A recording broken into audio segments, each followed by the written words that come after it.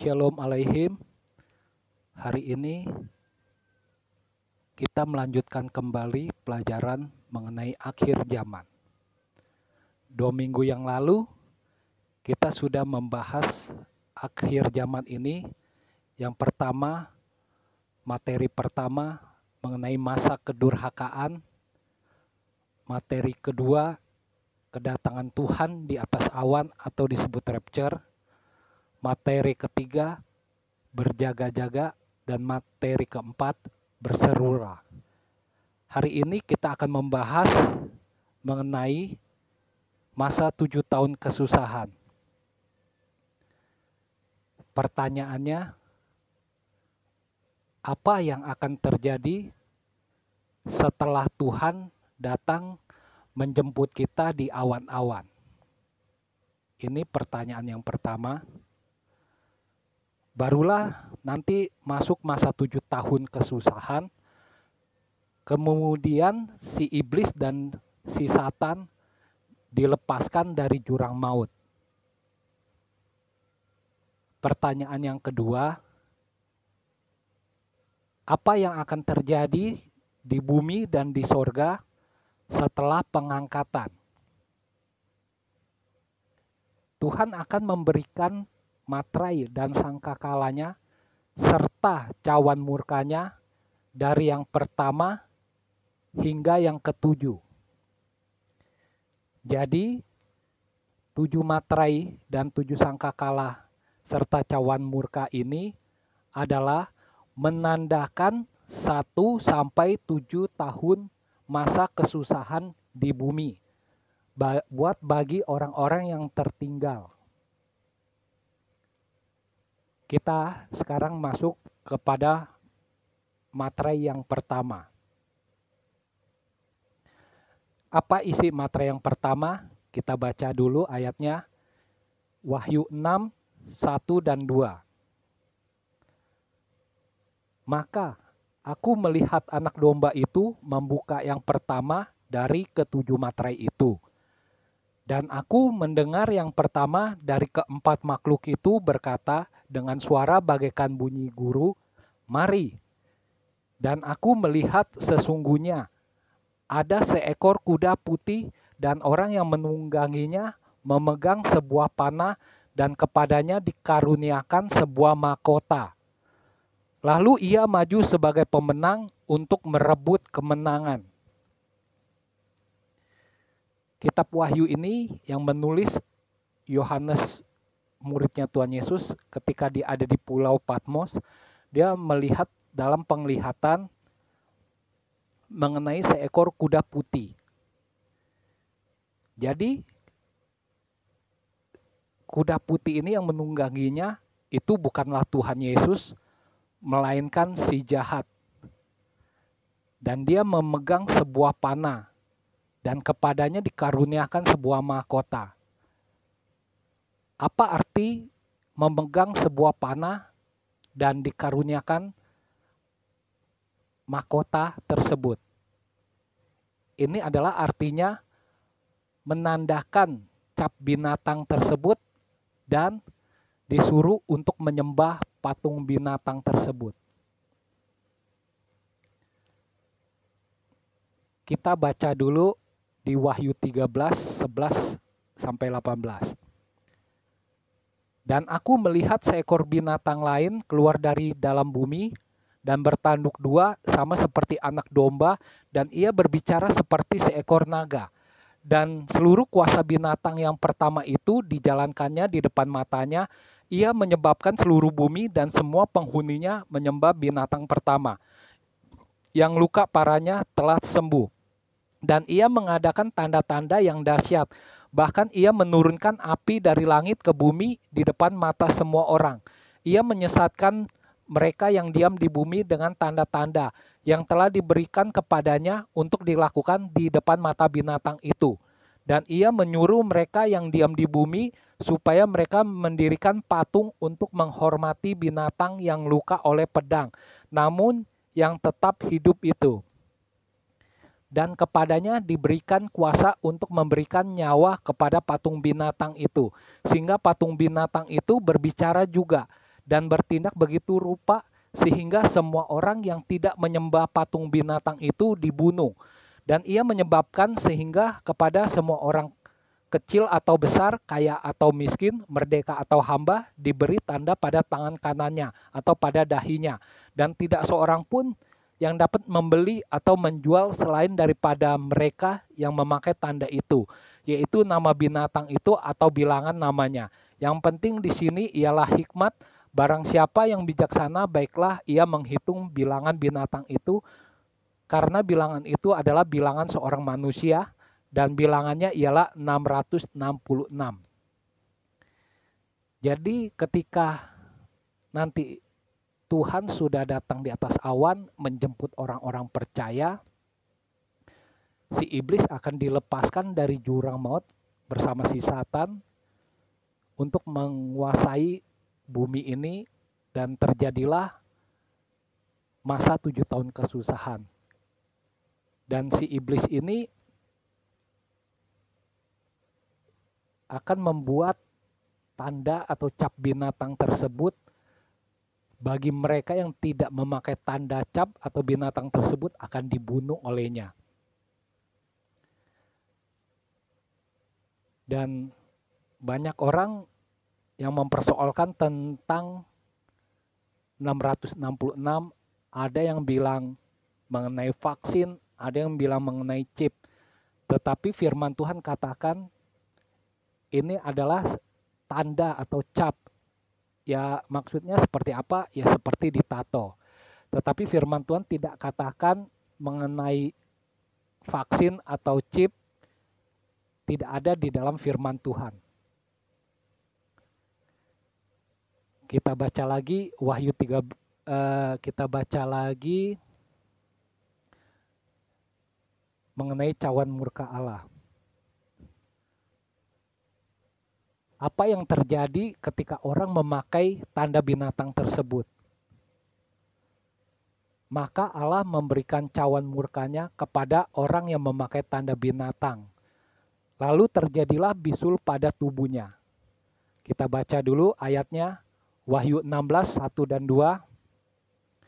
Dan aku mendengar suara yang nyaring dari dalam bait suci, berkata kepada ketujuh malaikat itu, pergilah dan tumpahkanlah ketujuh cawan murka Allah itu ke atas bumi.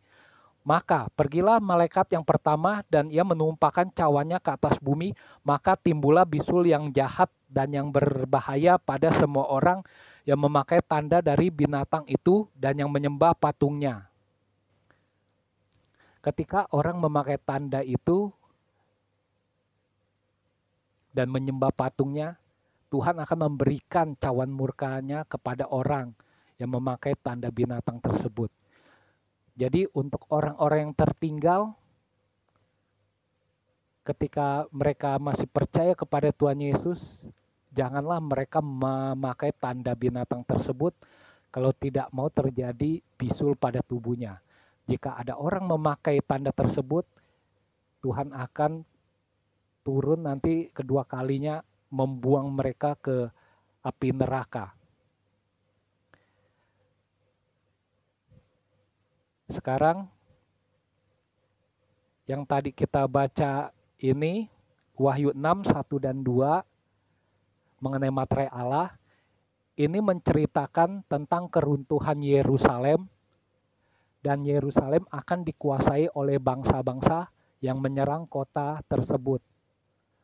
Dan raja itu membuat perjanjian dengan bangsa Israel, serta untuk mengalami pemurnian dan memberi tanda atau cap binatang tersebut, dan timbullah bisul yang jahat itu. Pertanyaannya, raja yang mana? Kita baca dulu di Daniel 9 ayat 27. Raja itu akan membuat perjanjian itu menjadi berat bagi banyak orang selama 1 kali 7 masa. Pada pertengahan 7 masa itu, ia akan menghentikan korban sembelihan dan korban santapan. Dan di atas sayap kekejian akan datang untuk yang membinasakan sampai pemusnahan yang telah ditetapkan menimpa yang membinasakan itu. Siapakah raja ini? Raja ini adalah raja yang keluar dari jurang maut, yaitu si Satan dan si iblis. Nanti dia akan menyamar sebagai Mesias. Yang sekarang ini sampai sekarang bangsa Israel, orang Yahudinya yang menunggu Mesias.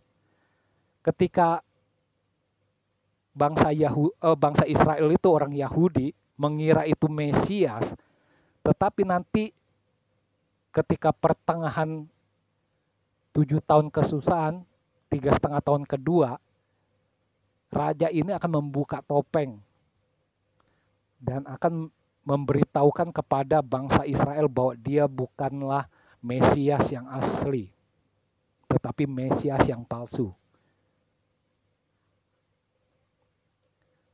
Baca lagi ayatnya di Daniel 9 ayat 24.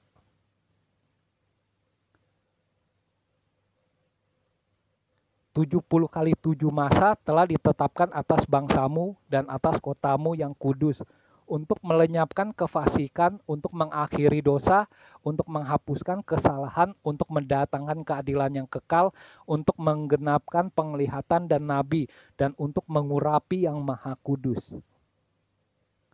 Siapa, pertanyaannya ini, siapa yang mengurapi yang maha kudus? Ini adalah orang-orang pilihan Tuhan yang tertinggal dalam masa 7 tahun kesusahan untuk memberitakan Injil. Itu yang disebut Messianic Jew, yang berjumlah 144.000 dari 12 suku bangsa Israel. Tiap sukunya 12.000 orang. Mengapa harus mengalami masa 7 tahun kesusahan, terutama di bangsa Israel, dan terdampak pada bangsa-bangsa? Nah, inilah jawabannya di Daniel 9:24 ini, yaitu yang pertama untuk melenyapkan kefasikan, yang kedua untuk mengakhiri dosa, yang ketiga untuk menghapuskan kesalahan, yang keempat mendatangkan keadilan yang kekal, yang kelima untuk menggenapkan penglihatan dan nabi, dan yang terakhir untuk mengurapi yang maha kudus. Kita sekarang masuk kepada sangkakalanya yang pertama. Apa bunyi sangkakala yang pertama ini? Kita baca dulu ayatnya di Wahyu 8 ayat 6 sampai 7. "Dan ketujuh malaikat yang memegang ketujuh sangkakala itu bersiap-siap untuk meniup sangkakala. Lalu malaikat yang pertama meniup sangkakalanya, dan terjadilah hujan es dan api bercampur darah, dan semuanya itu dilemparkan ke bumi.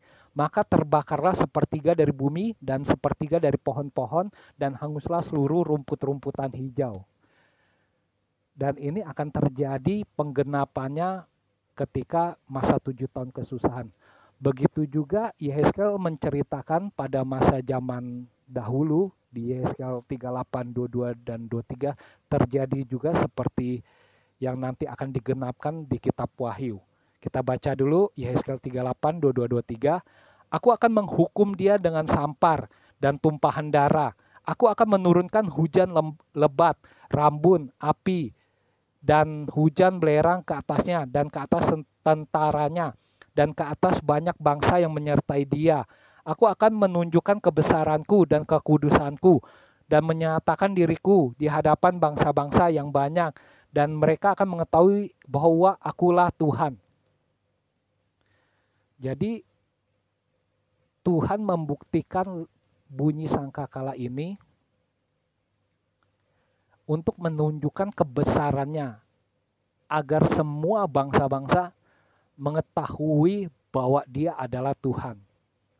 Supaya apa? Supaya semua orang bertobat. Supaya orang semua kembali untuk mengikuti perintahnya.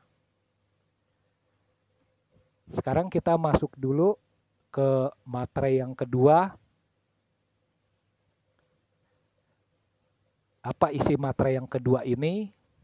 Kita baca ayatnya di Wahyu 6 ayat 3 dan 4.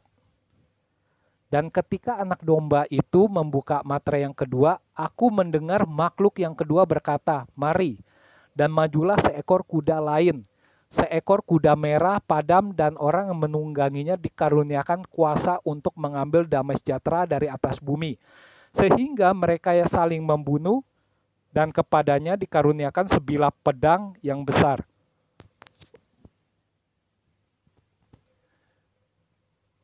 Ayat ini yang kita baca adalah menceritakan tentang nabi-nabi palsu dan guru-guru palsu yang menyesatkan dan masuknya antikristus. Kita baca dulu yang mengenai antikristusnya di 1 Yohanes 2 ayat 18 sampai 22 dan 2 Yohanes 1 ayat 7.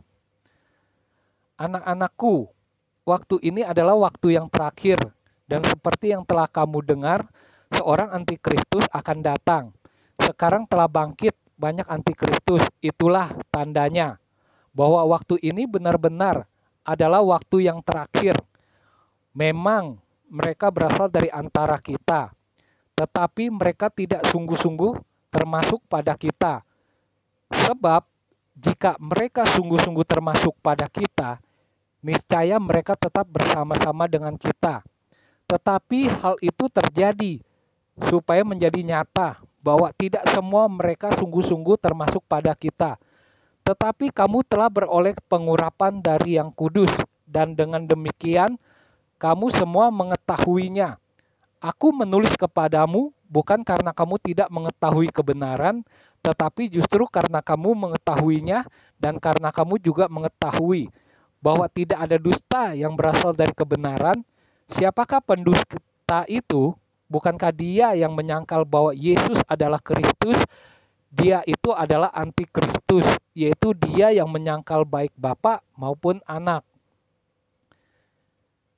2 Yohanes 1 ayat 7 dan Matius 24 ayat yang sama mengenai antikristus. Sebab banyak penyesat telah muncul dan pergi ke seluruh dunia yang tidak mengaku bahwa Yesus Kristus telah datang sebagai manusia. Itu adalah si penyesat dan antikristus. Sebab Mesias-Mesias palsu dan nabi-nabi palsu akan muncul dan mereka akan mengadakan tanda-tanda yang dahsyat dan mujizat-mujizat, sehingga sekiranya mungkin mereka menyesatkan orang-orang pilihan juga. Nanti banyak Mesias-Mesias palsu yang akan datang, nabi-nabi palsu untuk menyesatkan bangsa-bangsa. Pertanyaannya, siapakah antikristus itu? Dialah adalah orang yang tidak percaya, yang tidak mengakui bahwa Yesus Kristus adalah Tuhan dan Juru Selamat dunia ini. Orang-orang yang suka berteriak kafir kepada pengikut Kristus, dialah antikristus.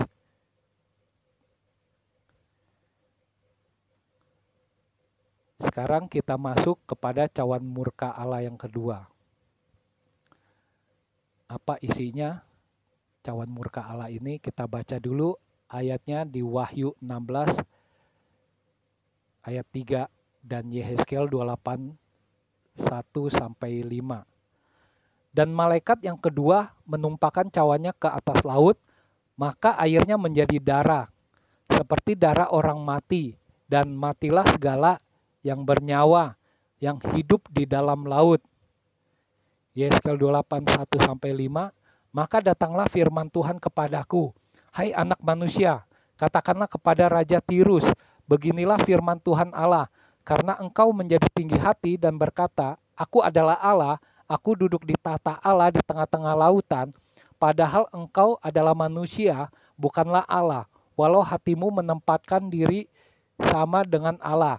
Memang hikmatmu melebihi hikmat Daniel, tiada rahasia yang terlindung bagimu. Dengan hikmatmu dan pengertianmu, engkau memperoleh kekayaan, emas dan perak kau kumpulkan dalam perbendarahanmu. Karena engkau sangat pandai berdagang, engkau memperbanyak kekayaanmu, dan karena itu engkau menjadi sombong.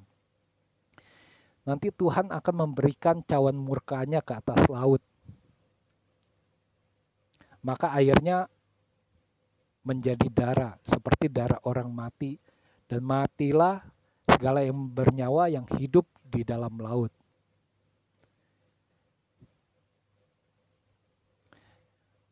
Apa bunyi sangkakala yang kedua ini?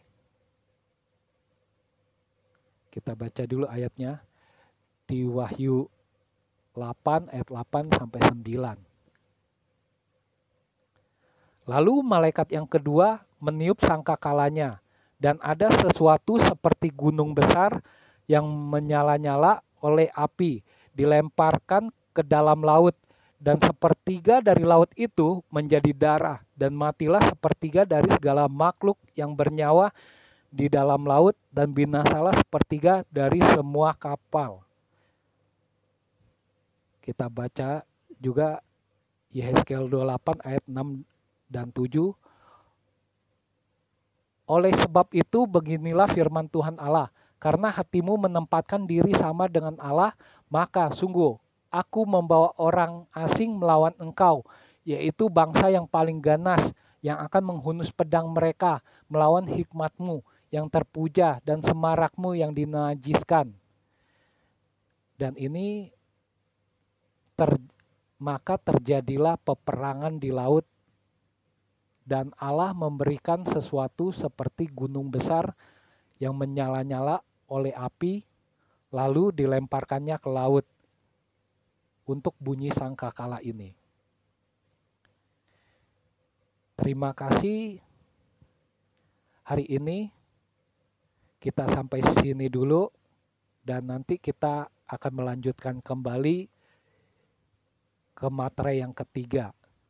Terima kasih, Tuhan Yesus memberkati.